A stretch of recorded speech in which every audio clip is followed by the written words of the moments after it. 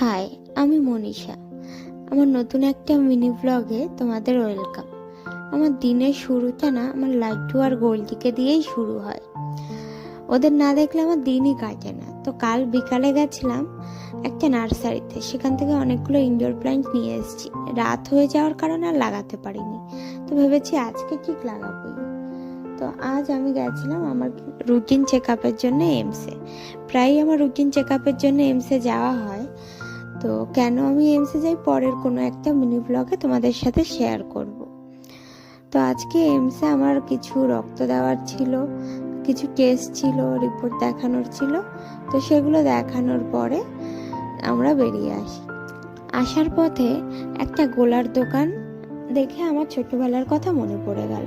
তো যেমন দেখা তেমন কাজ, ওটা দেখেই ছোটবেলার স্মৃতি তাজা করতে গিয়ে গোলা খেতে গেছি। যদিও গোলা